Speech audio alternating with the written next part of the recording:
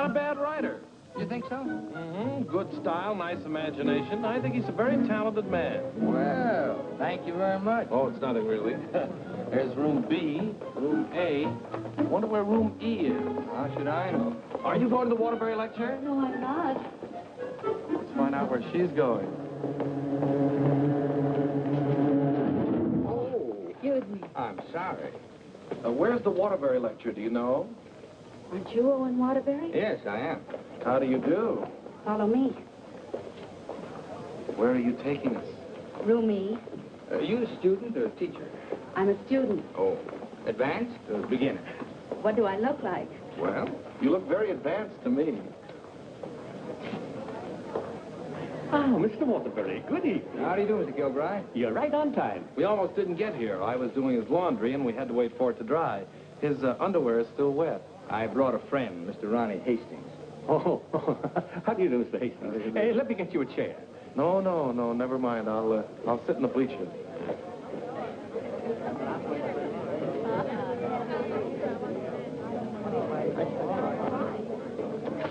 Hello. Hello.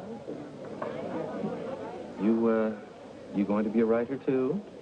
I hope to be someday. Well, this lecture should help you a great deal. He's a great writer, isn't he? Oh, yes. Of course, he gets most of his ideas from me. Excuse me. Yes? You're sitting in my seat. Oh, I'm terribly sorry. Good evening, Miss Gaylord. Hello, Mr. Scott. Anybody sitting here? Yes, Clarence Henderson. But he's out sick tonight. Well, then why did you make me move? Oh, Clarence and I don't speak. Oh, well... Attention, class. As I promised you, our guest speaker tonight will be none other than Owen Waterbury, author of the new bestseller, Last Year's Love. Mr. Waterbury. Oh, louder, louder. That's enough. I understand that most of you hold all sorts of jobs during the day, and yet you've been studying the technique of writing in the evening. Now you're ready to take your pen in hand and go out and conquer the world. You know, I'm hardly the person to tell you how to write because I don't follow any rules. Today, the writer is asked to keep one eye on the bestseller list, the other on art. That's divided loyalty, and that makes for dishonesty. I must confess, I've been guilty of this dishonesty, too. But now that I've made my position secure, I'm going to try to write a really good book. No more bestsellers, but something that I hope will be a piece of great writing. You know, good writing, fine writing, is here and here. The dictionary is filled with all the words you need, but unless the mind and the heart find those words for you, you better leave them in the dictionary. He's so brilliant. Because a writer, fundamentally, must believe in himself. That's half the battle.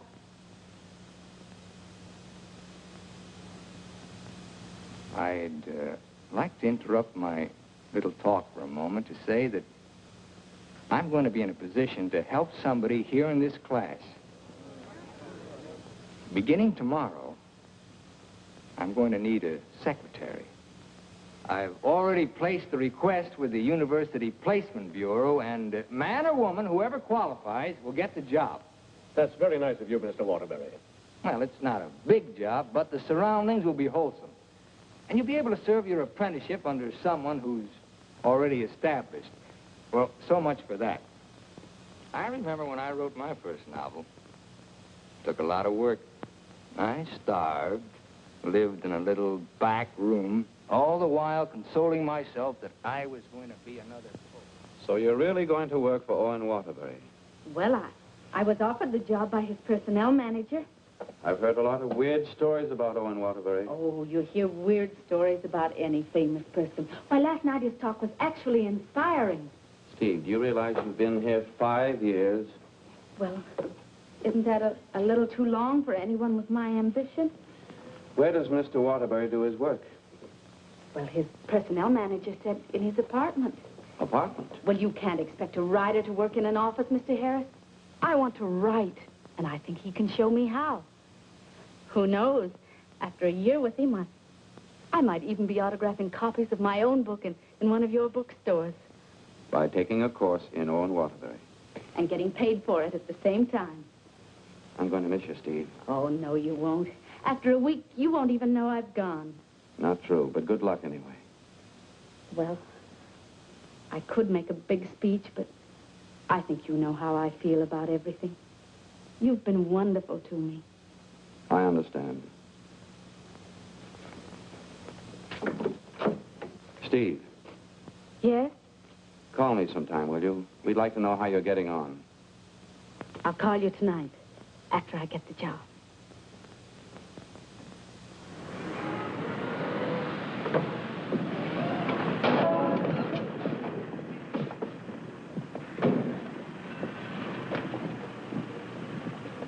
Why don't you watch while you're parking? Well, you can back up, can't you? You got to reverse. Never mind, Bill. Just save your energy for upstairs. Smart guy. Hand me the bag, Bill. Yes. I'll take it upstairs for you, man. Anything drives a cab these days. Apartment 3E. Thank you. Now, just remember, Bill, if he says one word that's out of line, just one word, I want you to bop him right on the jaw. They might take my license away. Not for protecting a lady. Well, come on, in or out, in or out. You know, I hit pretty hard. The harder, the better. Is he a big guy? 6 feet of bluff. I'll cut him down. I didn't get this nose for nothing. Are you sure he can't fight? He's a writer. Writer? Writer? Now, remember, if he just so much as opens his mouth... Don't worry, I'll shut it up. I got a bigger mouth than he's got. I've come for my things. And what's the objection? Evidently, he has none. Follow me, Bill. Now then, I want you to take all the things out of that drawer and put them into that bag. Yes, ma'am. No, not the drawer, just the thing.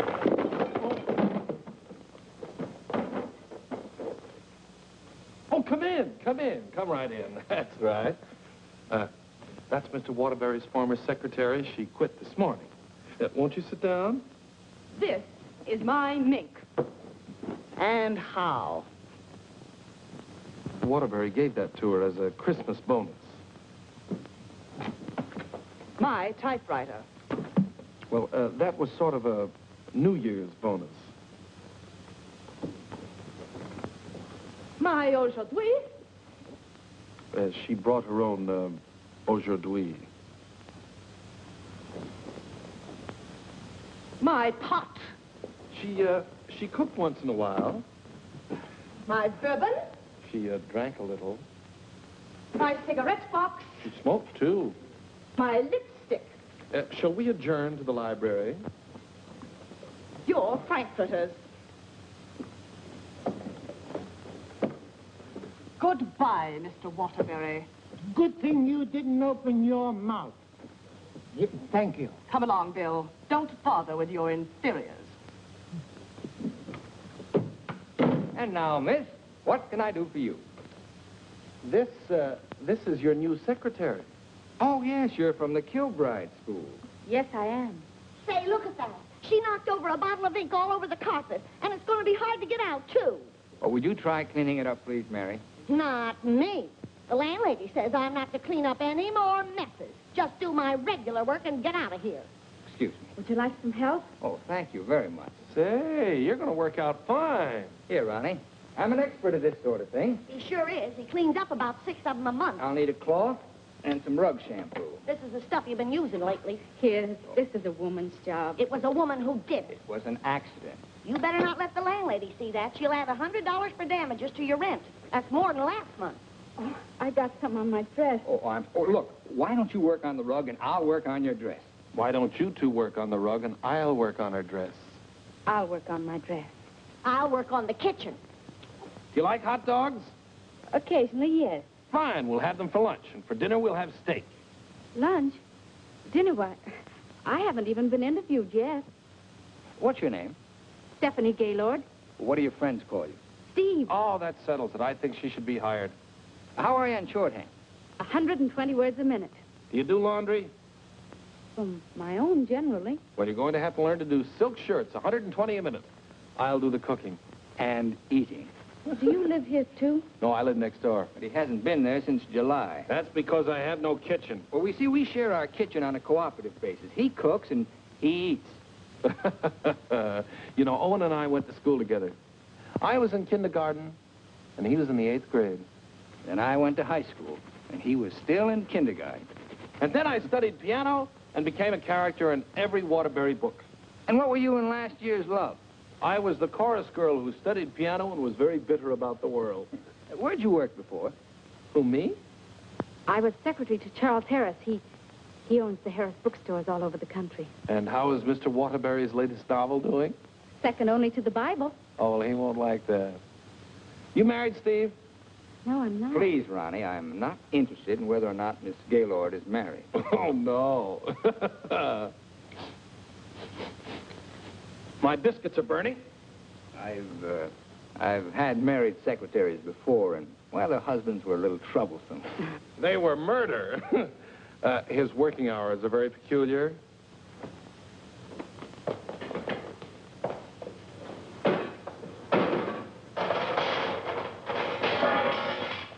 Well, I think we've done a good job. I had such a different impression of what this job would be like. Oh, today was an unusual day. But after this, there'll be no more distractions. I'll go. We're going to work in an atmosphere of dignity and culture. Oh, it's your bookmaker.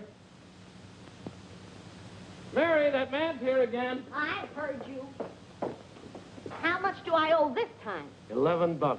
Don't you give me no more of your tips. That horse will come in next time out. Next time I'll be dragging a load of ice. Well, what do we owe you? $278 for Owen and $1 for you. Excuse me.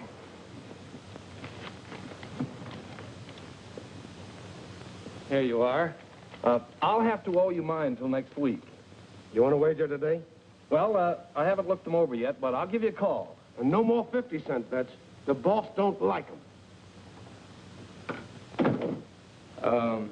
Where was I? You were telling me that everything here was dignified and cultural. Oh, yes. Now, Steve, about your other duties. I'll go. Did you just have an interview with my daughter, Mary Hastings, about a secretarial job? Why, yes.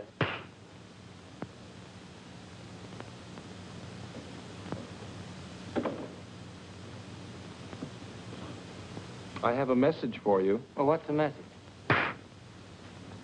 Mr. Waterbury, I don't think I want this job. Well, why not? Well, when you spoke at class last evening, everything seemed so refreshing. And when I read your novels, they were filled with such quality and high purpose. And I'm afraid all that's spoiled now, so no harsh words, no hard feelings, just get somebody else. Well, if that's the way you feel, Miss Gaylord. Are you walking out on Owen Waterbury? Don't beg the girl to work for me, Ronnie. Just call the agency and get another girl. Now, you know you don't mean that. We both like this one. Are you going to let me out of here, or do I have to call the police? They're here already. I came for the end. Mrs. Reeves, I just mailed you a check this morning. Oh, you always do that, knowing full well that I only live downstairs. Any damage this month? Oh, it's been a very, very uneventful month. Oh, the carpet again. Mercy! This fish belongs here. And this duck up here, you throw the whole room out of contour. Mrs. Reeves, if you'll excuse I heard me... some screaming just outside the door. New secretary? Well, yes. You being hired or fired? Miss Gaylord has just been engaged. Oh, too bad, Mr. Waterbury, because something moved in the apartment upstairs would just fill your every requirement. Well, unfortunately, Mrs. Reeves, the job has just been filled. Well, I want you to meet her anyway. Felicia! Coming, Mrs. Reeve.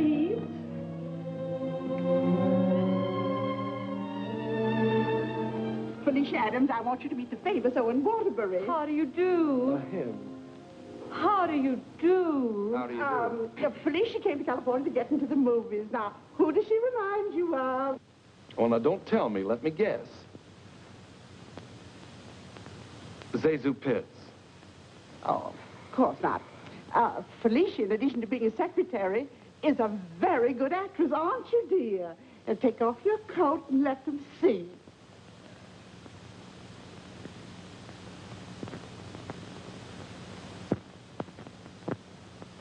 She's got a lot of talent there. I thought you'd think so. I was a model back in Texas, but I came out here for a career. Daddy's financing me. A friend of yours? No, my father. Perhaps Felicia could play the heroine in your next novel when it's made into a movie. She could do that. What's the heroine like? It's a girl from the South. Why, I'm from the South. How perfectly coincidental. She's trying to hook a rich man. She's insincere and a moron. Well, what's worrying you? Well, I'm not so worried about being insincere, but as for being a moron... Now, don't worry about that. You could act like a moron, couldn't you, dear? I could try. Oh, I'm going to dramatic school. Maybe they can teach me to be a moron. If you studied hard enough, yes. It'd take a lot of work. Look, Mrs. Reeves, I haven't even started my novel yet, and it doesn't look as if I'm going to if I'm continually interrupted. Well, we'll leave and let you work. Oh, Ronnie, I'm having a party for 50 guests tonight, and I'm expecting you to entertain for us at 9. Is it informal, or shall I bathe? If you don't care to entertain at my parties, pay your rent.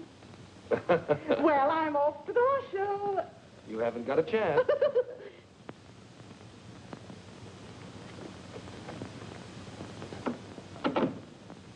You know, ever since her husband died and left her 7 buildings, she's been a peeping Tom. Now, come on, Steve, let's you and I prepare lunch. Look, I stayed only because I didn't want to cause a scene in front of your landlady, but I'm really leaving now. What an idea. What an idea. Take this down. Come on, take it down. Get your pad. Well, where's your pad? When you're going to have a pad, you can't go to a job like this without a pad. All right, I'll find a pad for you.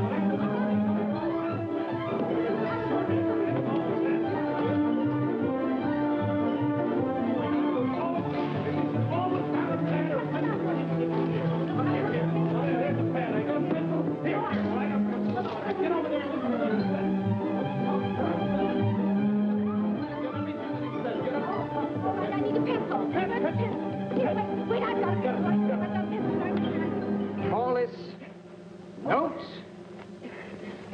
on my new novel. That's all for now. Tomorrow morning at 10 o'clock.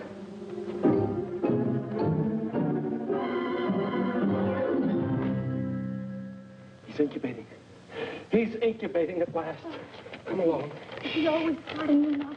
Yes, always. I remember on last year's Love, I was baking a cake. All of a sudden, he called me out, and I had to start taking dictation. And I couldn't go back until he was through dictating. At 3 o'clock in the morning, we sat down to chocolate-covered ashes.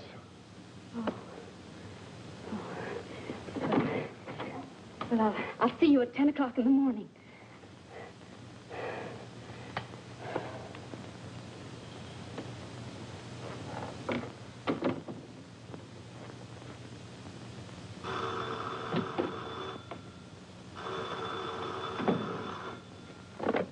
Hello?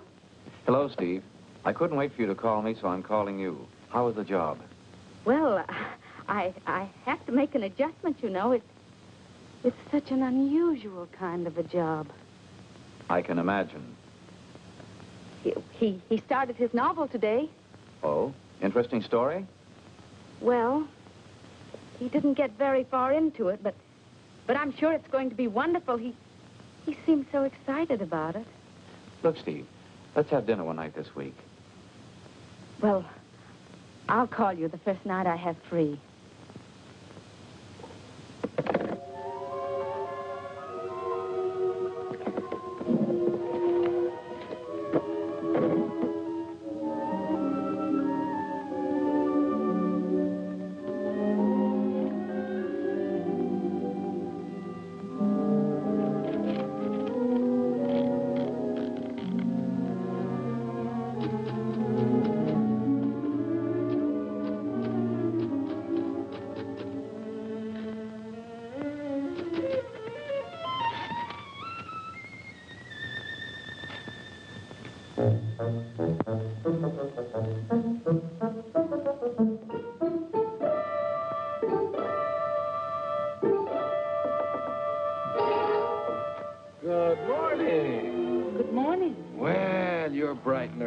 Morning. It's 10 o'clock.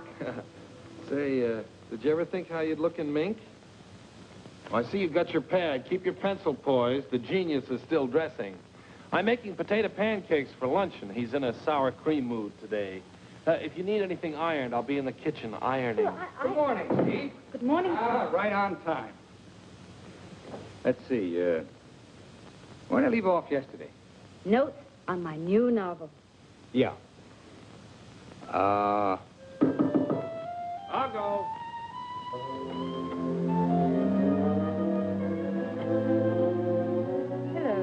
Hello. Hello. Hello. Hello. Hello. Hello. Hello. Now, where did I leave off? Notes on my new novel. Oh, yeah. Make that Notes on My New Novel by Owen Waterbury. That's good. Oh, that's real good. Don't you think that's good? Oh, I like that. Chapter 1, General Introduction of Characters. Chapter 2. Well, I'll do Chapter 2 tomorrow. Chapter a day? That's swell. You sure you're not tired? Miss Gaylord, you stay here and answer the telephone. I'm going to the beach for some salt air. Well, be sure you don't bring any home with you. Right, boy. Let's drive someplace nice, like Santa Barbara. Well, honey, anything you say.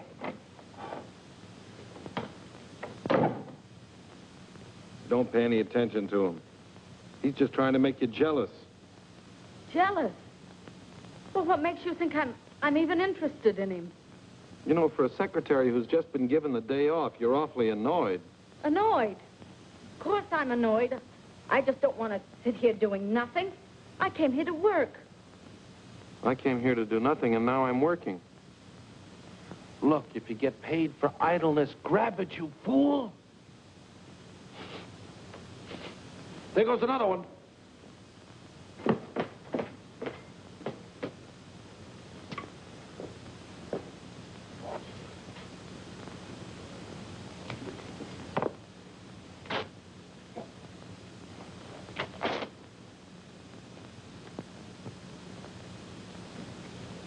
Look, I'd like to ask you a question. Yes? Does Mr. Waterbury intend to write a book? That's a very interesting question. Waterbury's a genius. What do you think he's doing right now? Incubating. Exactly. And whenever he goes through a mood like this, a great book comes out of it. I'll bet he does a lot of writing tonight. Why, honey, you're jealous. Look, I don't even know Mr. Waterbury. At this point, I'm not even sure I want to. Of course not, honey.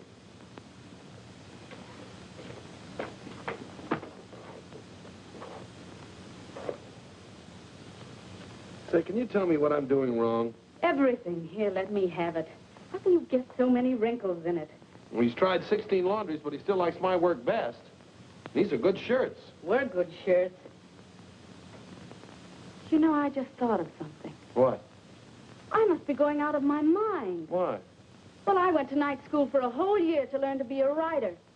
And here I am doing a guy's laundry. Oh! It's not done yet.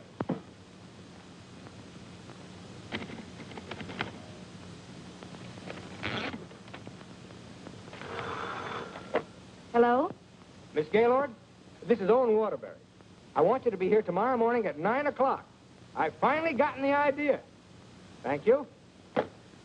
You know, Owen, I like that idea. Yeah? I don't think there's a horse in there that can beat him. Never.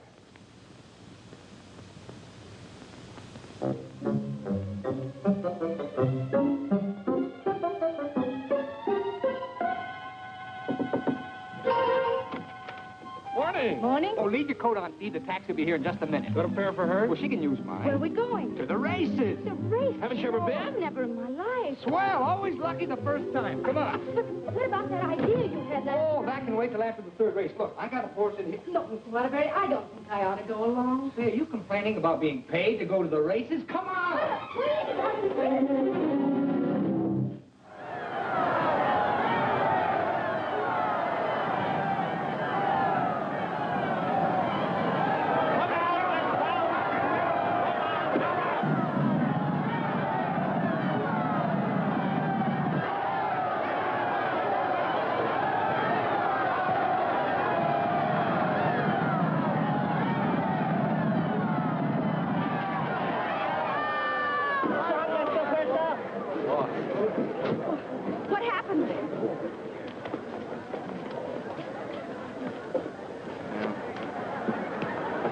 time I take those guys' tips.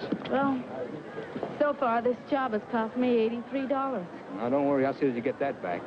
Why should you? I gambled and I lost. Well, losing's good for the soul.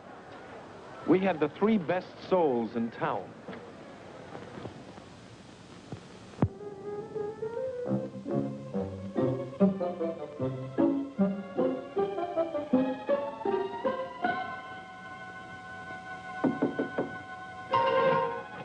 Good morning. Morning. Well, leave your coat on, Steve. The plane leaves in 35 minutes. Plane? Where are you going? Las Vegas and get back your $83. Las Vegas? I can't go to Las Vegas with you. Well, are you objecting to being paid while working? Paid? I don't think I can afford to work for you much longer, Mr. Waterbury. Oh, Steve, it only takes an hour and a half to fly. If you catch evening plane back, you're home in time for dinner. With tons of money. No, I won't. No, I just won't. No, please. Put me down.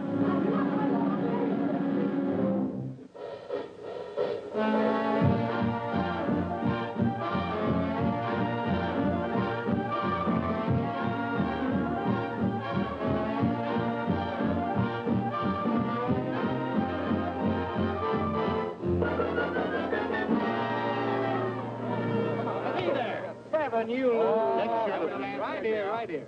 No story, Stephen. No dollar bets here. When do you think you're on? Los Angeles? Hit the road. Hit the road. Baby, here we go. Come on. Oh, the easy way. What is your point? Four the hard way. Hard way, 4. Hard way, 4. Baby, here it comes. Here she is. 4. 7, you lose. 7, you lose. Standing on my right again, huh? When are we leaving, Mr. Waterbury? Leaving, I'm stuck 3,000. But you said we'd catch the midnight plane. There'll be another plane at 2, darling. Next shooter, please. Grab the right shooter. Come on, let's go. I thought working for a writer was going to be so uplifting. Perhaps you lose. Perhaps you lose. See what you did? But I didn't do anything. She didn't mean it. What are you grinning about? I'm betting on crap. Everything was going to be so intellectual. Perhaps again. Go ahead. Are you doing that on purpose? What did I do? You're doing all right, honey. What's her point? Her point is craps. Can't you make anything but craps? I was going to meet only literary people. Craps me. You're my dream girl. Never saw that before. Don't make any more craps, understand? I'll tell him when he comes in. Keep your mind on the dice. Put this all on 7. She's gonna make this 5 for once. You know, I'm writing a novel too, Mr. Waterbury. It'll be a honey. A 2 and a 1. Correct. 4, 3. Get out of here. That's goodness. What's wrong? Keep your mind on the dice when you roll them. How dare you speak to me like that? Just for that, you roll your own dice. Correct again. Baby darling, Rich. Come on, bring it in. Over here. Come on, lad. Money. Gaylord. Steve, where are you going? I'm going home, and I never want to see you again. You're a fraud, Mr. Waterbury, a cheap, egotistical fraud, and your whole existence is something I want no part of. I'm sorry I even met you, because you've spoiled something for me. You've spoiled my impression of Owen Waterbury, the writer. Steve, look, you can't go home alone. I'll take you home. Steve, please sit down, will you? I want to talk to you, please. Steve, honestly, this gambling, it's an insidious thing. It changes a person. I'm really terribly sorry. Well, then why don't you put a stop to all of this and get down to work? I guess I'm afraid. Afraid of what? I'm afraid I'm not the great writer I started out to be. Instead, I'm just a commercial hack. Oh, no, you're not. Didn't you see how everyone at the university treated you with awe and respect? Why don't you write another love story? I'd be going backwards. Backwards? Stick to your last. You know the story of the clown who always wanted to play Hamlet? If you keep telling yourself you're a failure, you'll be one. If I try another love story, will you work for me? If you work, I'll work for you. Thank you. I'm poor again. I just switched to 7s.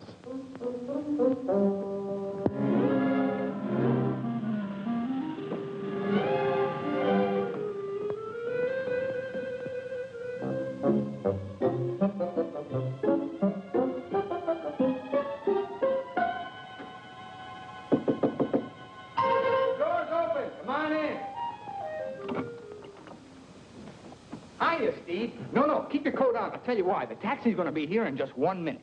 What? Oh, don't worry. We're going to work, but let's do it at the beach house, huh? He's superstitious, honey. He starts all his novels at the beach house. But why the beach house? Did you like last year's Love?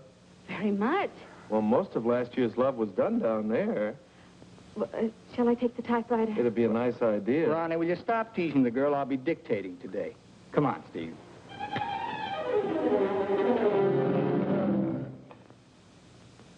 I'll dictate this in outline form, and then I'll polish it up later.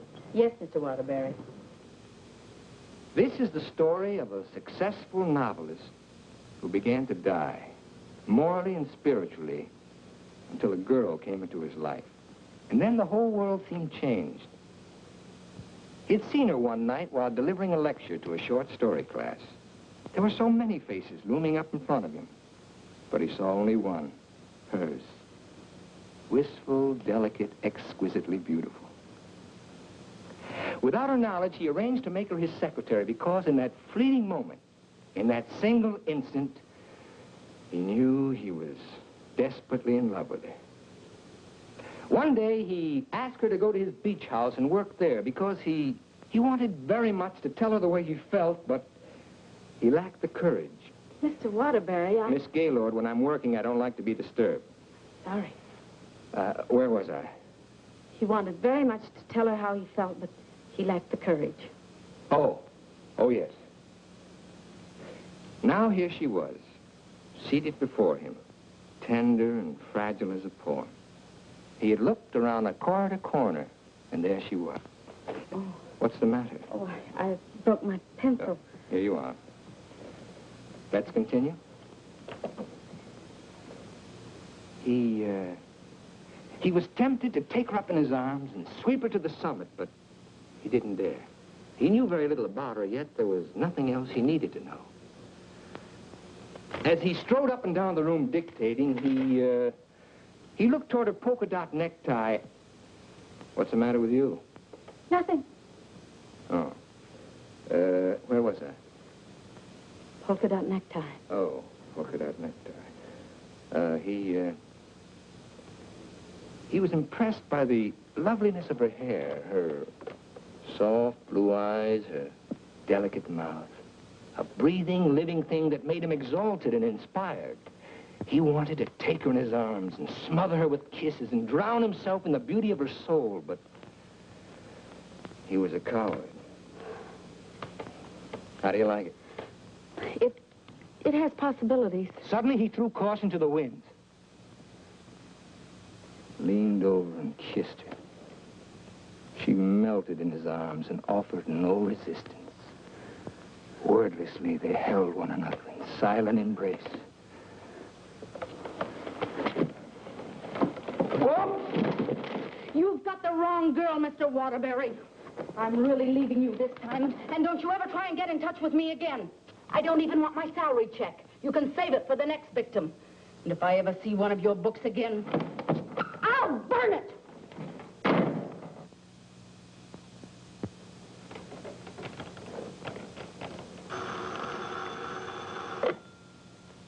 Hello. Oh, hello, son. I just thought I'd call you and let you know I made dinner for the three of us. And ask Steve if she likes popovers. Steve's just quit. Yeah.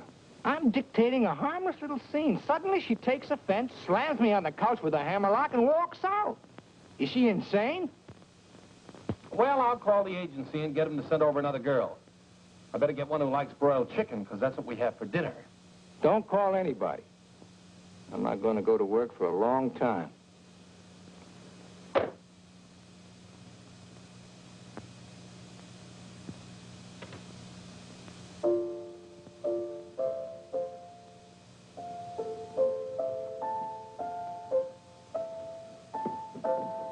Come on, will you get out of here so I can wash these keys? I'm composing. Composing? I haven't heard a good song out of you yet. That's it. Give me that again. Thank you very much. What are you calling that thing? I got a cold in my nose. Come on, sing it. Oh, Mr. Ronnie, Oh, don't be silly. I just want to hear the quality. Snip, snip, here's a handkerchief. Ka-choo, ka-choo, gesundheit to you. Let yourself go and blow.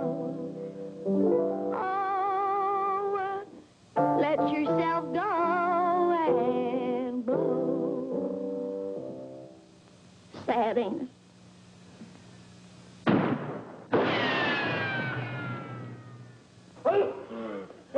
I have to have some water. Some water. Water in the kitchen. Well, I can't go in there. The place is on fire. Here, listen to her. Oh. You and your cooking. You and your popovers, they don't pop, they explode. Call the fire department. The fire department, they just put water over everything. I can't. Oh.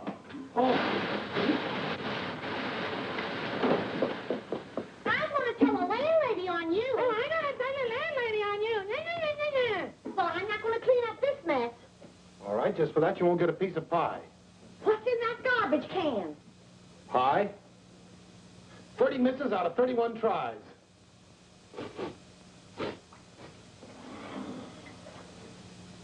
$31 misses. Well, at least the roast chicken's safe. What's that? Roast chicken? How can you pour roast chicken? Well, I had to roast it in the pressure cooker. It melted a little. Oh, he'll have his dinner out tonight. Well, so am I. You don't think I'm going to eat this horrible mess, do you?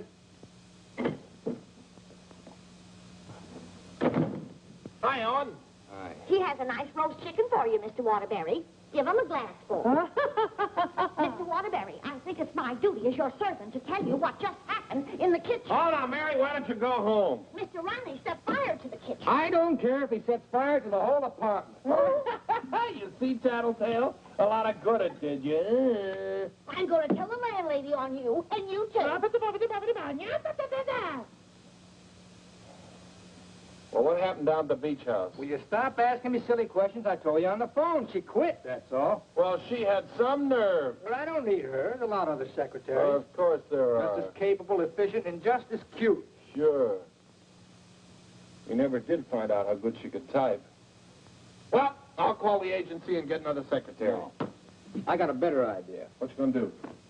I'm going to pack. Where you going? New York, change of environment. I'll work better there. Gonna get rid of the apartment? Yep. Well, what's gonna happen to me? What should happen to you? That's a very unfair question. Boy, I'm not going to let a little thing like a secretary throw me off balance. Never in a million years. I got a life to live, too. Wonderful, beautiful, exciting life. I got a book inside me, a great book, full of intensity and scope. Boy, you know something, Ronnie? I'm glad this happened. I'm down to earth now. What happened? Well, you can still use it. Elsie called. She's, sorry she quit in a huff, and she apologized for the cab driver. See? That's what Steve will be doing tomorrow. Calling and apologizing, but I won't be here. Say, what am I running away for anyway? I'm not afraid of her. That's what I like to hear. That's the real Owen Waterbury. Listen, call Elsie. We'll take her out to dinner. We'll take them all out to dinner, a different one each night. I'll go and change my apron and be right back.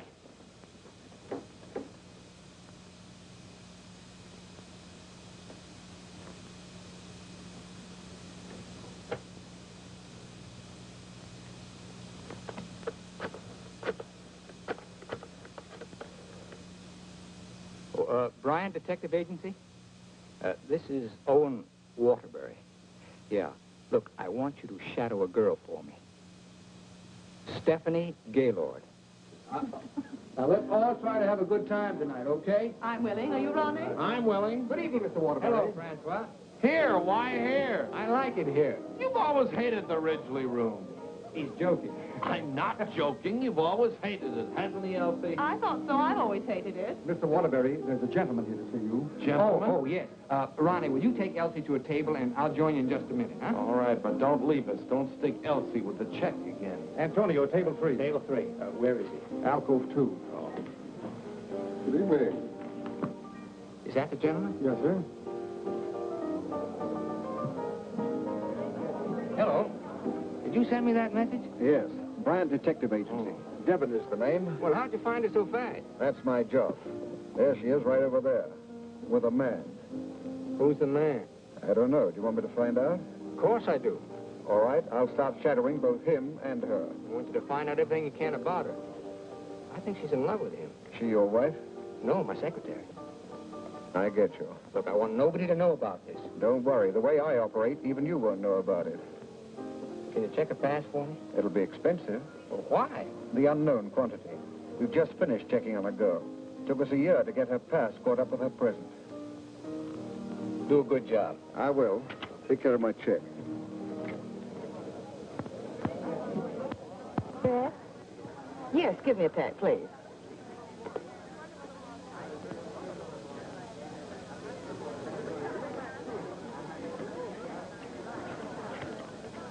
Thank you.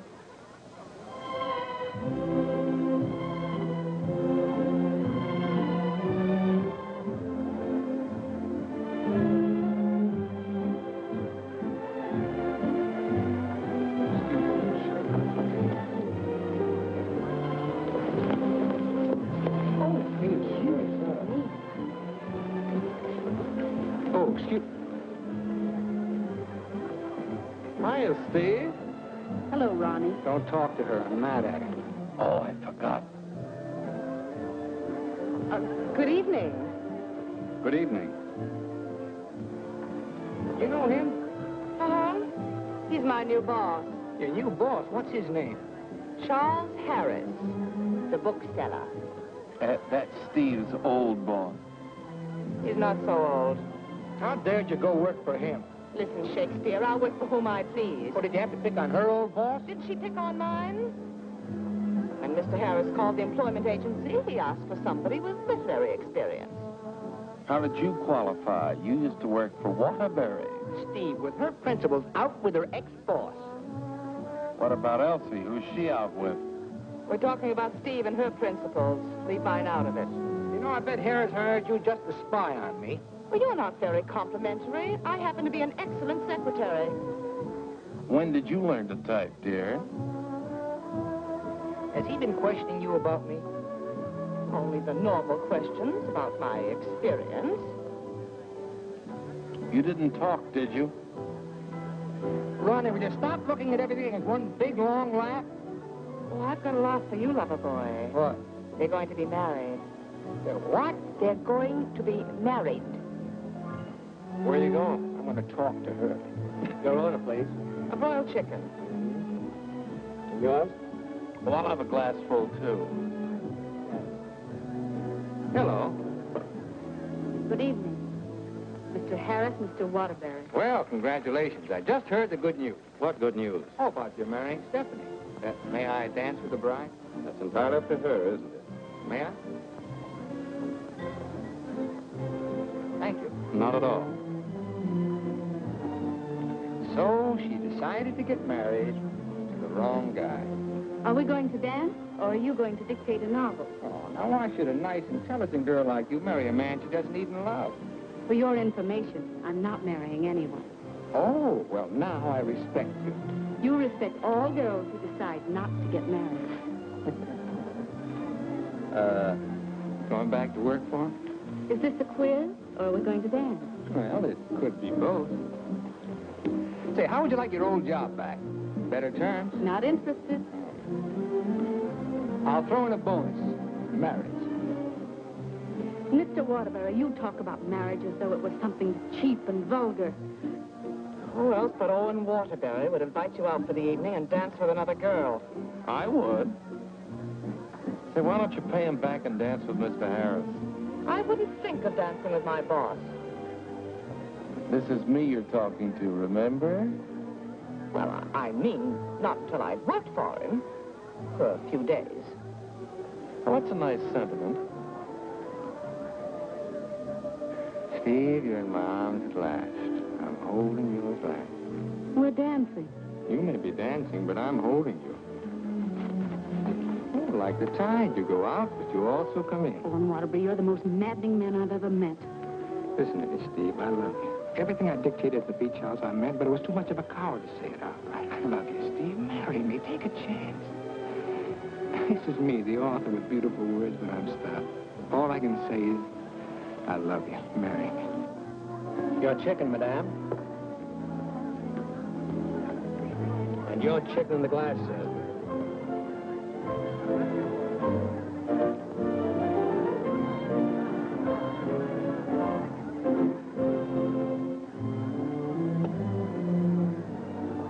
Harris looks lonely.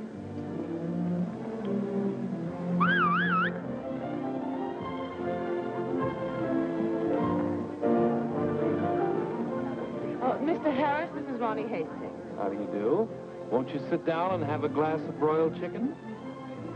Thank you. I think I will.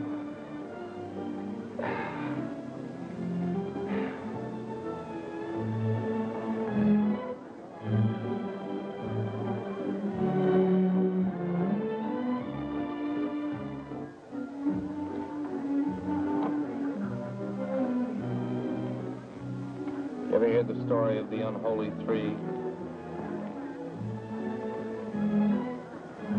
If you don't mind, I think I'll be running along. Mr. Harris, would you mind taking me with you? Not at all. Well, who's going to take me? You watch the floor show.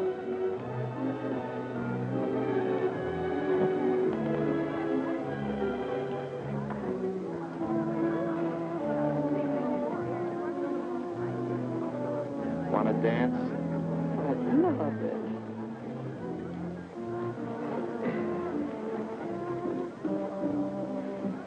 Are you a gigolo? After tonight, I think I will be.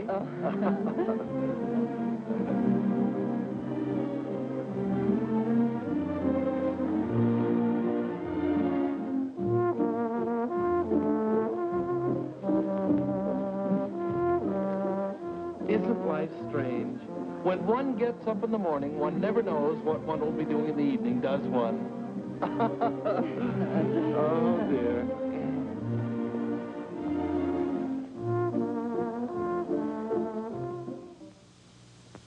And in addition to the office supplies, please order one Remington electric typewriter for the outer office. Mr. Harris's office. Just a moment, please. Hello? Yes. What? When? Thank you. Goodbye.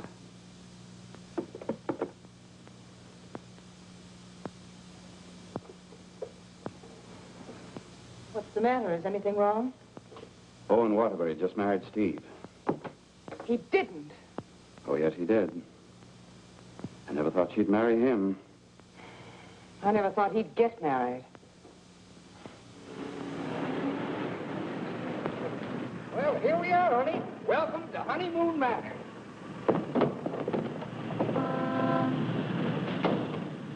Congratulations! Hi, Ronnie. May I be the first to kiss the bride? Or am I the first? I'm not a very wide-awake bride. Honey, let's get some sleep, and then we'll go over to the beach house, huh? How long you been driving? 24 hours. Las Vegas and back. Ow. Hey, whose bags are these? Oh, those are Felicia's. As soon as I told her the news, she decided to move out. It's a good idea. Darling, this is quite a threshold. 3 stories up. Well, we can use the threshold upstairs. Oh, good idea. Hiya, Felicia. Congratulations. You did very well. She certainly did. I'll get you moved in as soon as I get her moved Okay. out. Why don't you try the building next door, dear? Driver, old lady's home. Whoop. Hello, Mary. Oh, I'm so happy for both of you. Well, thank you, Mary. Very sweet. Yes, darling. Hello, darling. Hello, dear. Votre bagage, madame et monsieur? I made a wedding breakfast. Spaghetti and meatballs. Look, Ronnie, I know you're trying to be helpful, but, well, this is our honeymoon, and, well, we'd like to be alone. Oh, sure, sure. Say, Steve, be nice to him, will you? He's my only means of support.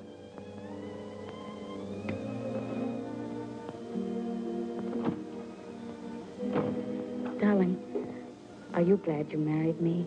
Oh, what a question to ask me now. Well, it was on the spur of the moment, and you do change your mind, so... Darling, I'll never change my mind about you. You're the first nice thing in my life. Could you tell me where is apartment 3E? Who are you looking for? Isn't that the business of the people in apartment 3E? It's the next apartment down the hall, sir.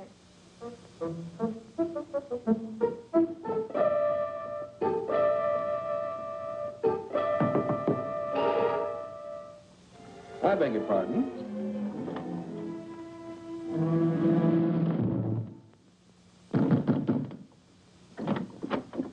Yes, and what can I do for you?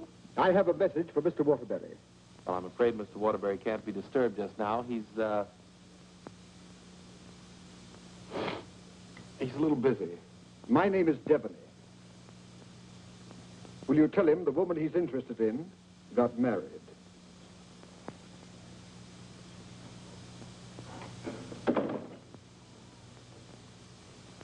Hey, Owen! You got a minute? Ronnie, what is it now? There's a fellow was outside, said his name was Debney. He had a message for you. I don't know any Devneys. He said the party you were interested in got married. Well, congratulations. So did I.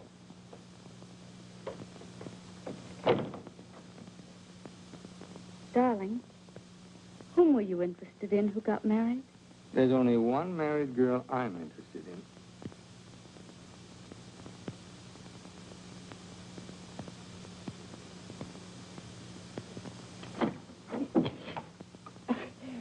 You tell Mr. Waterbury I want to see him right away, and I mean immediately. Owen!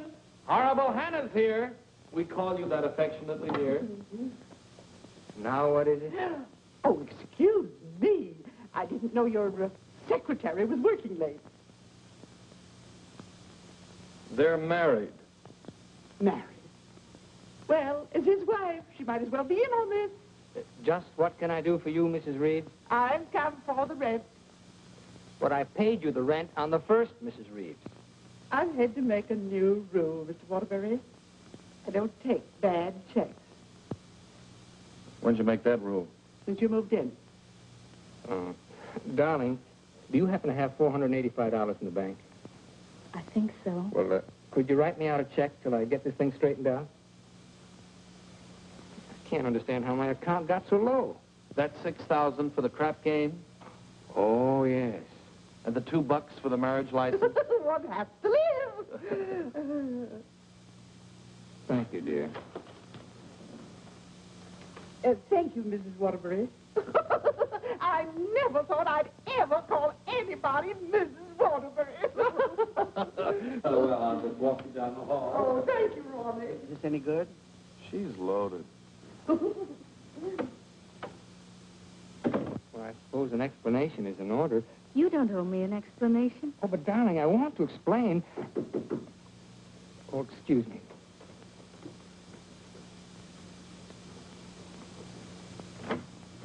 Hello, Owen. Oh, hello, Dick. Congratulations, we just heard. Well, thank you, Bertie.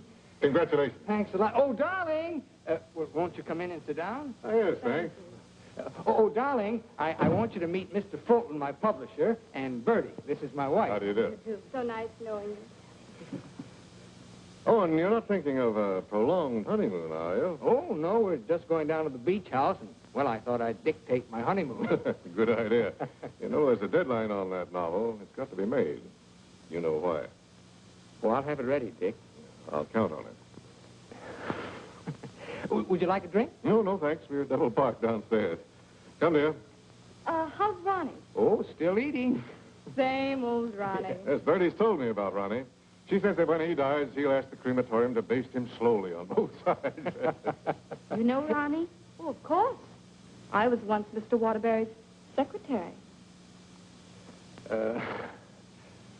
Well, thanks an awful lot for coming, Dick. Happy honeymoon. Thank you.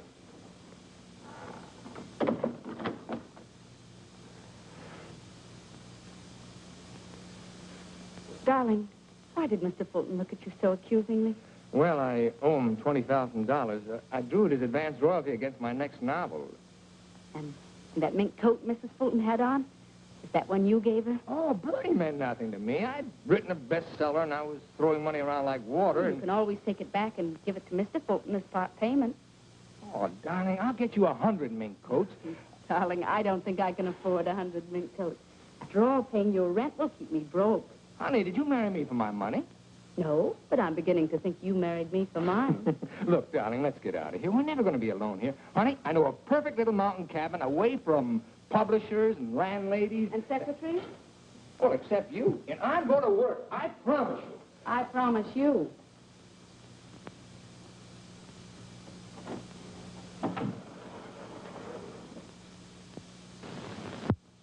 How long did you work on this book, Owen? 4 months. I'm rather proud of this one, Dick. Where's Mrs. Waterbury? Oh, Steve's down at the village getting groceries. She wants to prepare you one of her special dinners. Well, I'm afraid I can't stay for dinner. I have to catch that next train back.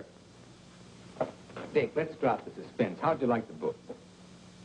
I'm going to let you have it right between the eyes, Owen. You don't like it?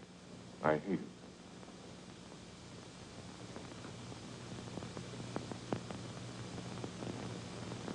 It's just about the worst piece of drivel I ever read. If I were to publish this, Owen, it would ruin you. Fortunately, I found another book to use in its place. What's the matter with me, Dick? Am I through? Of course not. Every top-flight novelist has a bad book in him. But how am I going to pay you back your money? Well, don't worry about that. I'm sorry, Owen. Darling, I got some of that wonderful venison. Why, hello, Mr. Fulton. It's so nice seeing you again. Miss Waterbury. Do you like venison? Well, I'm afraid I can't stay. Oh, why not? I've got some very important business in town. Well, I'm very sorry. I was going to fix you one of my special dishes. Oh, I'm sorry. Well, some other time. Goodbye, Mrs. Waterbury. Goodbye, Mr. Fulton. Goodbye, Owen. Goodbye, Dick.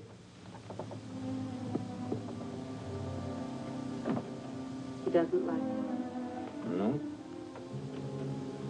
Do you think he's right? He's always been right. Until he married Bertie. Oh, what's that got to do with it? Well, maybe he's changed. Ever think of that? Maybe he sees you through different eyes. Oh, you talk like a fool. Oh, and let's face it. Your book is now being published by a man who sees his wife in your arms on every page. He thinks that girl in there is Bertie in you. You're a child. Bertie meant nothing to me. He doesn't realize that. And he's still a human being, even if he is a publisher. And he's a man. Let's get away from here tonight. Tonight? Oh, and you blame me, don't you? Oh, not really, Steve. It's just that it's so distracting to have a man's wife as his secretary, too. I've got to try another book fast, and I'm going to have to get myself another secretary. So I'm fired, is that it? Oh, Steve, it'll be better for both of us if I work by myself. It'll give you a chance to work on your own book. I'll make dinner.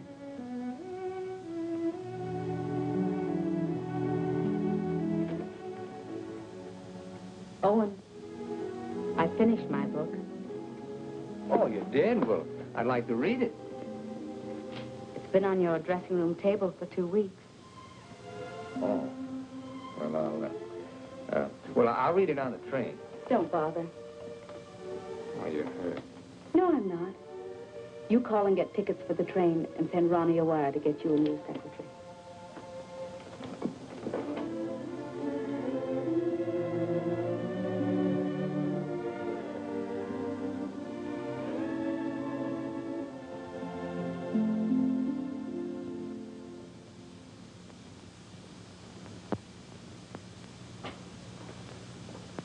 Oh, hello, Mrs. Waterbury. Hello, Elsie. Mr. Harris told me you phoned in from the station. Did you have a nice honeymoon? Very nice, thank you. It must be lovely up at the cabin this time of the year. Yes, it is. A Waterbury original? His last. Steve. Hello, Charles. Sit down, won't you? Thank you. Oh, you're looking fine, fine. Well, 4 months of the outdoor life. None the worse for it. Charles, I want you to do me a favor. This is Owen's latest book. Fulton doesn't like it. I want you to read it and let me know what you think about it. I'll try to be as objective as possible. You will be, I know. And I have another manuscript for you. Mine. You finished it? Yes, it was a long uphill pull. Oh, I've changed the title so many times that I finally decided to call it Dawn's Yearning. What does Owen think of it? Owen hasn't read it yet. Oh? He hasn't had time. He's been busy writing. He couldn't concentrate on it. I'll be glad to read both of them. Thank you, Charles. Goodbye, Steve. Goodbye, Charles.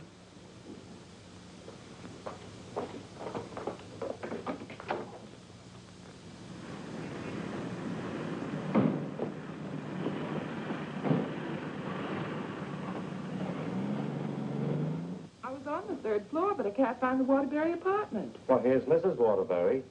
Well, how do you do? The employment service sent me over. What for? Oh, Mr. Waterbury wants a new secretary. Oh, is that so? Yes. Well, follow me. Oh, thank you. I know it's going to be so exciting working for Mr. Waterbury. Oh, just love it. I know I will. You know, this is such a rush call. I hardly had time to dress. Well, dress beautiful. Oh, thank you so much. You know, I make my own clothes. Oh, really? Yes. Come in. Come right in, Miss... What did you say your name was? Hilda Schneebacker. Miss Schneebacker. Owen, darling, this is your new secretary. How do you do? This is my husband, Owen Waterbury, and this is Ronnie, our next-door neighbor. How do you do? Can I get you something to drink? Have you any beer? Well, I should say we have. And we have pretzels, too.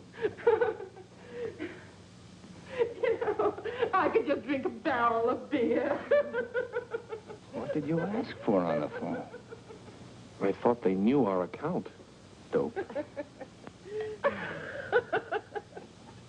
Oh, don't bother.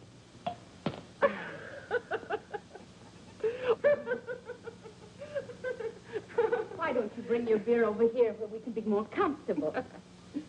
Oh, do you do laundry, Miss Schneebacher? Just shirts and socks. I don't like to do sheets. Well, sit down, please. How are you on handicapping the horses, Miss Schneebacher? Oh, yesterday I picked 2 winners. Played them both right on the schnozola. Oh, and I think she's enchanting. No. What size coat do you wear? Do you have to wear a coat on the job? Oh, Mr. Waterbury likes to give all his employees mink coats for Christmas. Oh, I wish I'd known that. I could have saved the skunk's life. I wonder who she means. I'm going to love this job. You're all so nuts.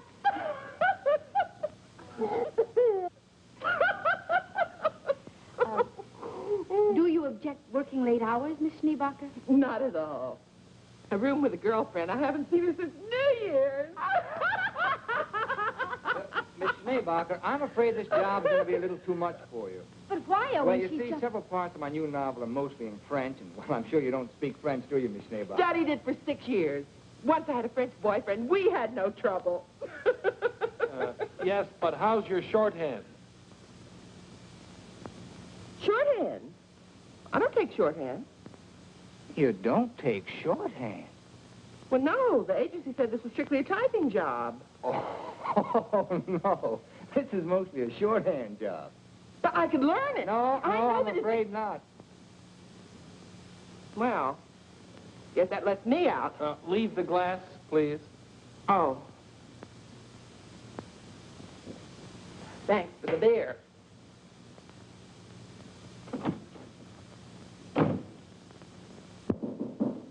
That must be the next one. The next one?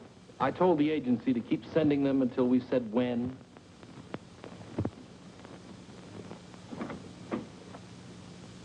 How do you do? Is this apartment 3E?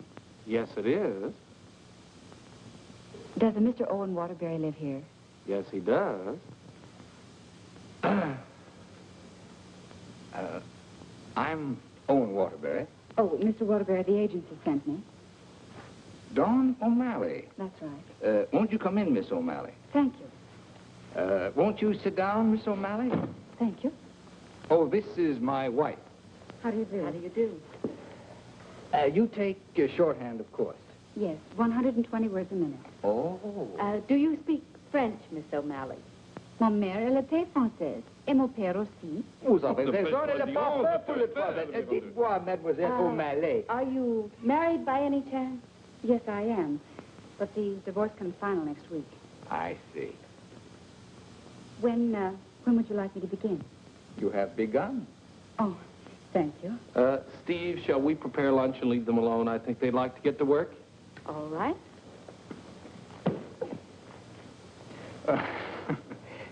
Tell me, did you ever work for a writer before? Yes, once about 3 years ago. But I'd rather not talk about it. Oh, well, why not? Well, he asked me to work late one evening and began getting a little fresh. So I called the police. All I want to do is work. I guess the publicity burned his career. But he deserved it. Don't you agree?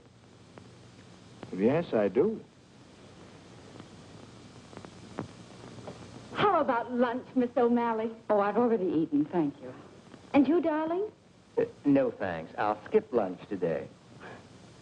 You will just love living in this building, Mr. Scott. And you'll just love the Waterburys. They're so bohemian. Crude. I'll go. Oh, hello. Hello, Mrs. Waterbury. I want you to meet your new neighbor, Sylvan Scott. He's moving that little bachelor apartment upstairs that Felicia used to have. Yes, I know, Mr. Scott. Hello, Stephanie. How nice. Come in, come now, I want you to meet the important member of the family. This is the great Owen Waterbury. Oh. How do you do, Mr. Waterbury? And How do you do? This is The horrible Ronnie Hastings. Hello. new secretary. Yes, she was just hired and I was just fired. Mr. Scott's a writer, too. My building will be just crawling with them. Yes, Mr. Scott and I went to night school together. We sat next to each other. Mr. Scott used to be a ball player. Just look at those shoulders. And they're not padded either. Well, what do you know? Sylvan writes that wonderful radio program called John's Mother's Lover. John's mother's sweetheart. Oh, yes. Tell me, confidentially, is John's mother going to marry her, sweetheart? No, John's father objects. John has no father. Oh, poor John. Sylvan, you'd better rush upstairs and start to work on that radio program. You mustn't neglect John. Well, I'm in a little trouble. You see, my secretary just got married. Oh, what on earth are you going to do? I don't know. I could help you, Sylvan. You, Stephanie? Yes, you see, I was Mr. Waterbury's secretary before he married me. That's right. You were. The marriage was a bonus. Mm-hmm. Oh, when could we begin? Why don't you just say, I've begun? Ronnie, dear, would you get me some shorthand books and some pencils? How much do you think you'll be giving me tonight? Why, we may be working most of the night. Oh, that's just ducky. I'm used to working at night. Goodbye, darling. Don't work too hard. I won't. Come on. Oh, thank you, Ronnie. Bye. Well, I seem to have fixed everything up. You certainly have. Well, I guess I'll run along. Must you go? I was just poisoning the tea. Oh, Ronnie, you're such a kidder.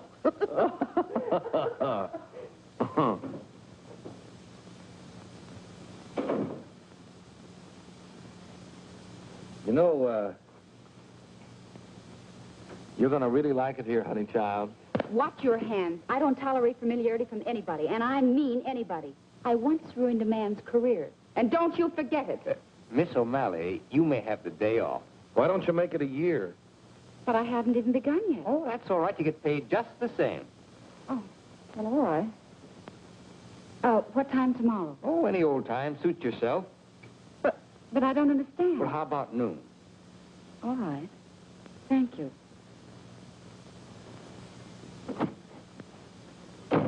Well, you were saying something about poison tea?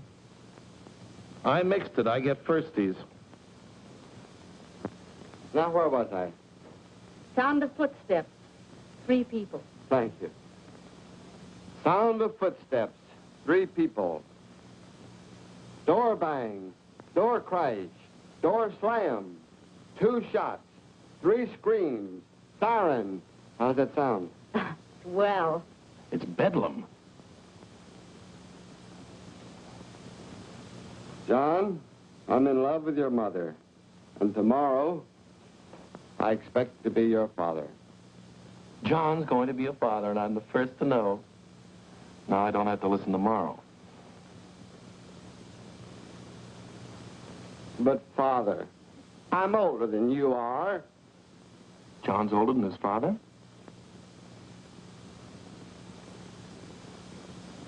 What happened?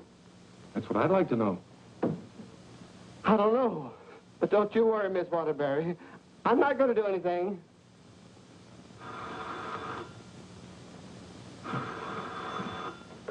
Hello. Hey, they just turned out the lights. Who's calling? This is Charles Harris speaking. I'm sorry to be calling at such a late hour, but I must talk to her. They just turned out the light. Will you keep quiet? This is her husband. No, she's out for the evening. She's right upstairs. And I don't know when she'll be back. Didn't you hear me? I said they just turned out the lights. Darling, may I borrow a light bulb? I don't care what you do. What's the matter? I'm going to a hotel in case you're interested. I'll go to a hotel. After all, this is your apartment. No, it isn't. You pay the rent. Ronnie, will you take this up to Mr. Scott, please? Oh, and you can't possibly be jealous of that man upstairs. Why, he's utterly harmless. Boy, you really had me fooled. Why do you say that? Charles Harris just called. Have you seen him, Steve, since we came back? Oh, and it's terribly late, and I don't like cross-examinations. After all, we're two adult human beings, and we should be able to trust one another. Don't smile it away with pretty words, Steve. Have you been seeing him? Yes. All right, then this is it. But I only saw Charles Harris for one reason. I took him your manuscript. He knows a great many publishers. Please don't. It's too late for that. I felt at the nightclub you were in love with Harris, and I knew he was in love with you.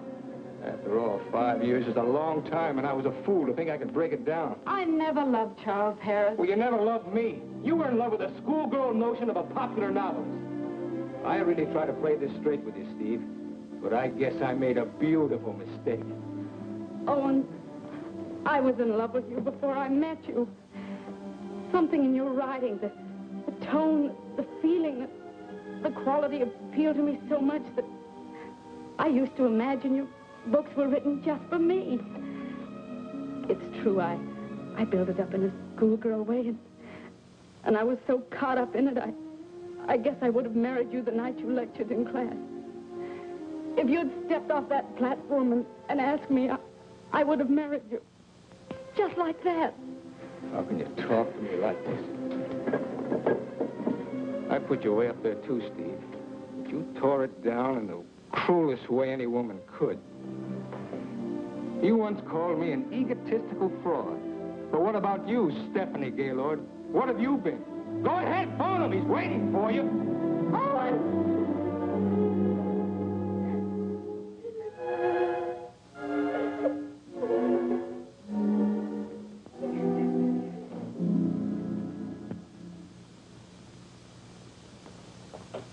Good morning, Mrs. Waterbury.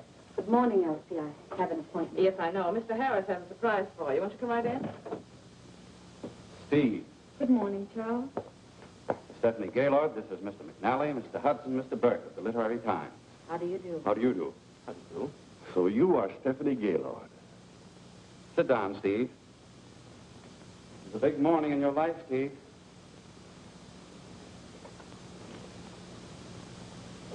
Mr. McNally is head of the publishing house in New York. He flew down this morning. That's why I called you so late last night.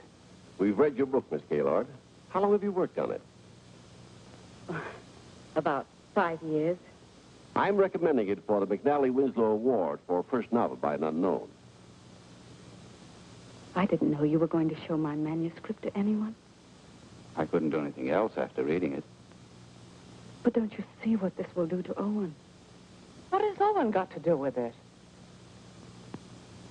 Well, Owen's the big guy in my family, and his novel's just been turned down. And if this happens on top of that, it would just about destroy him. He has to have a sense of importance. He's lost all faith in himself. You mean your husband would feel a sense of competition with you? You don't understand, Mr. McNally. Owen's in trouble. And as his wife, I have to help him climb out of it. Steve, I thought you wanted to write more than anything else in the world. I thought so, too, before I married Owen. What about Owen's manuscript? Did you read it? Yes, it isn't bad. It's good. But it doesn't have what this has. This has greatness.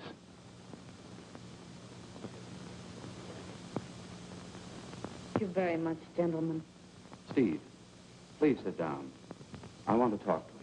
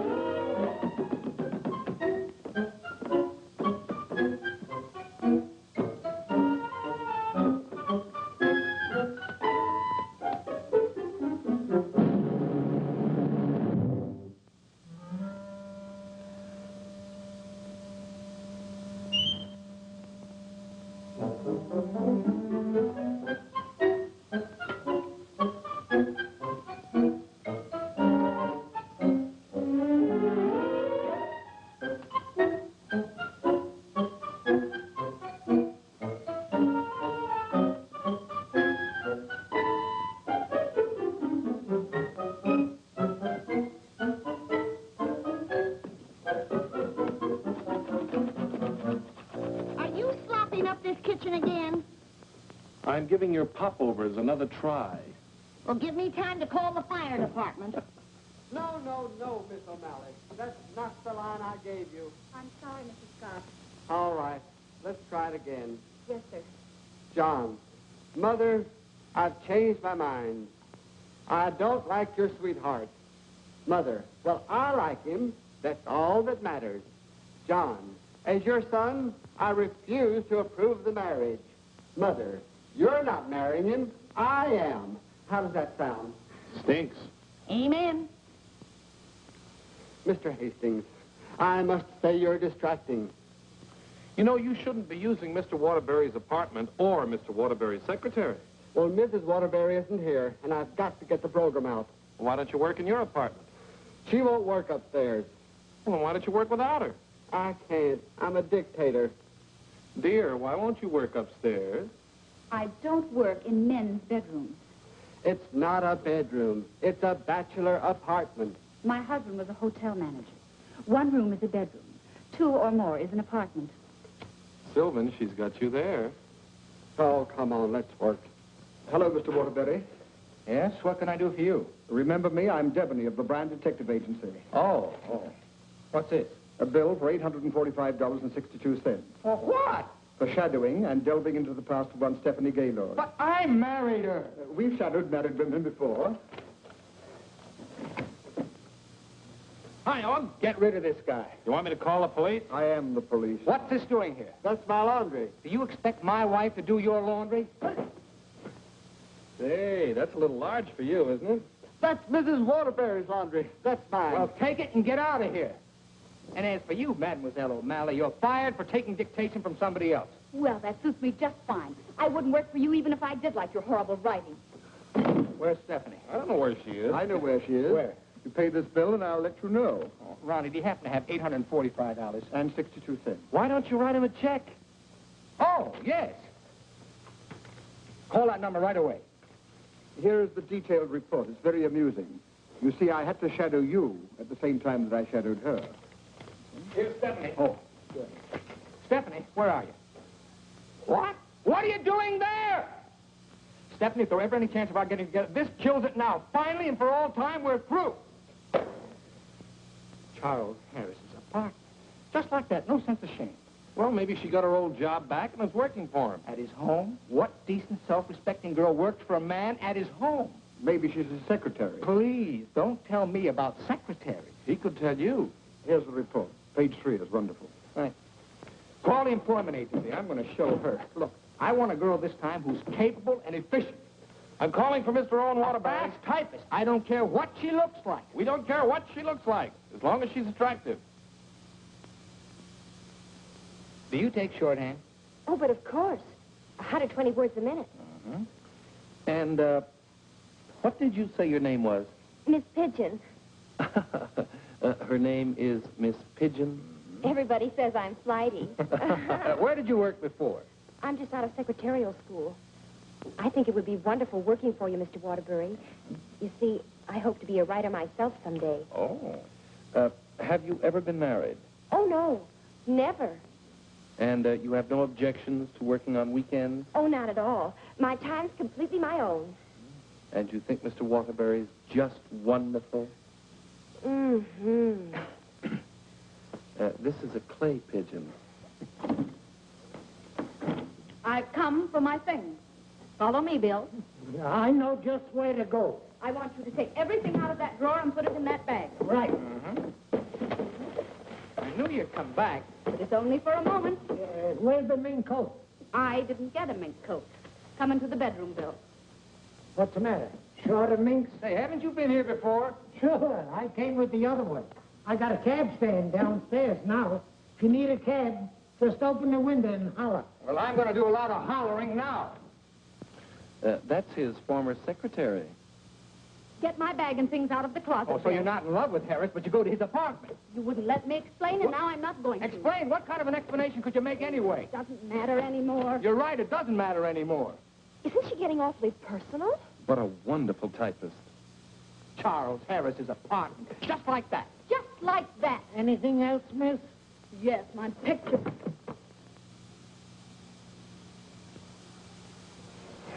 If I were a man, If you were a man, I'd ask you to step outside. Go ahead, hit me. I dare you. Did he slap her? I should say not. She slapped him.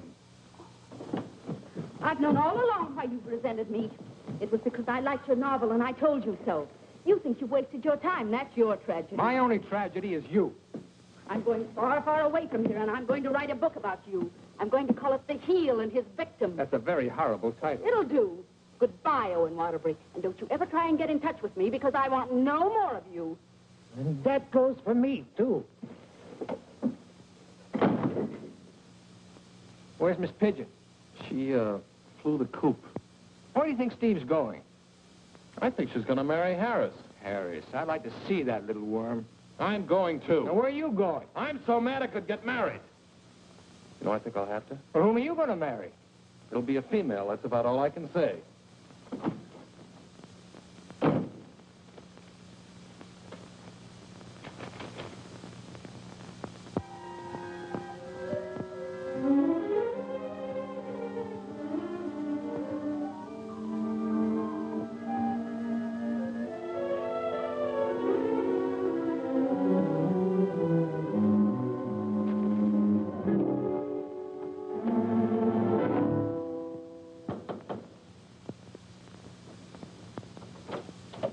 I'd like to see Mr. Harris. Your name? Owen Waterbury.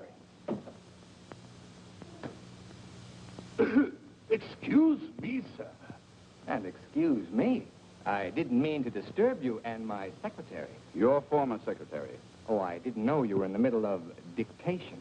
Your sarcasm is quite uncalled for. Of course, I don't have to tell you what I think of a man who behaves this way with a secretary. You keep out of this, Elsie. Look, Charles and I are going to be married. Congratulations. What? Just where does that leave my wife? How do you suppose she's going to feel about this? She's in love with you, you know. You never deserved to find a girl with Stephanie anyway. You know, Harris, I've always wanted to tell you that I really think you're a crude person. Your motives are very obvious. You've given me a lot of grief ever since I married Stephanie, and I came up here to tan your hide. So put up your hands and defend yourself like a man. Oh, you can't nobody's hide. Oh, listen to me, you fool.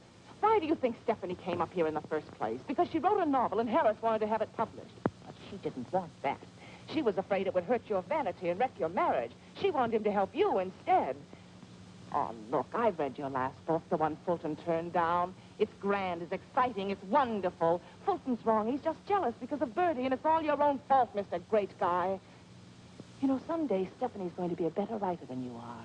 That's my opinion, and you've always valued it. Here, Stephanie's novel. Read that and really get jealous. You know, you're not going to get her back. She's gone away, and it serves you right. I hope I kicked a little sense into you, but I doubt it.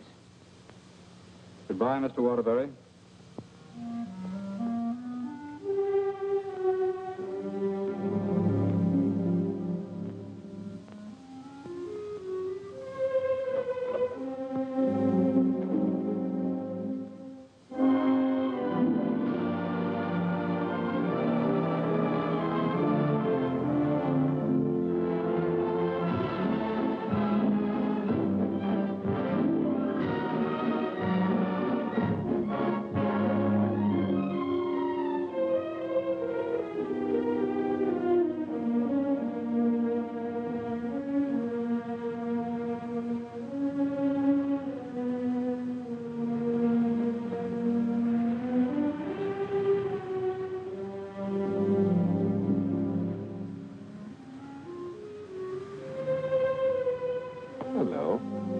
Waterbury? Yes? I've got to serve you with these papers. What for? Suit for divorce from Mrs. Waterbury. Thanks.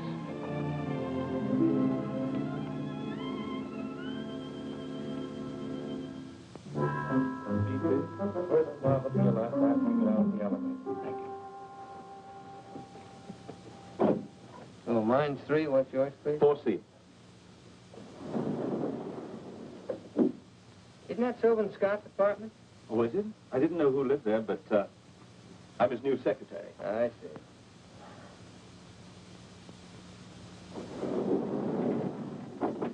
Good luck.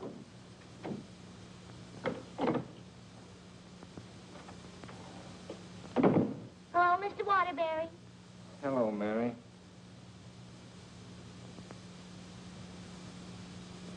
You want a drink? Well, I guess so. Mary, did you see Ronnie around? Well, I haven't seen Mr. Ronnie in about 3 days. But I heard Kelly got married. Married? See, that's funny. He didn't even invite me to the wedding ceremony. Me neither. Ronnie gets married. I'm getting a divorce. Did you know that, Mary? Mrs. Waterbury's divorcing me. I sure was sorry to hear that, Mr. Waterbury. She was an awful nice person. So was you. At times. Thank you, Mary. Well, I see Scott's hiring a new male secretary. Oh, Mr. Scott doesn't live in this building anymore. He moved out yesterday. Oh. Well, who moved in up there? Mrs. Waterbury. Yes, she's a big writer now. Well, of all the nerve, I'll fix her. She can't do this to me.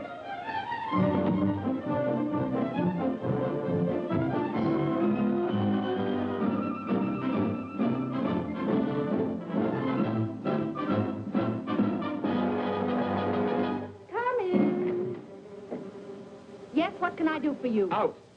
I said get out. But I don't understand. Don't you listen to him. This is my wife. You're his wife? I'm trying very desperately not to be. Didn't you get the divorce papers today? You're still my wife until the final decree, and that takes a whole year. Are you still here? I said get out. Mr. Simpson, you come back here tomorrow morning at 9 o'clock. You'll come back here never. If I find you here again, I'll throw you out on your ear. Hiring male secretaries right under my nose. Right over your nose, dear. And don't be cute at a time like this. Why'd you take this apartment anyway? Because it was the only one I could find, and Mrs. Reeve was kind enough to let me have it. Oh, sure, sure. I thought you'd think I was chasing you, Owen Waterbury.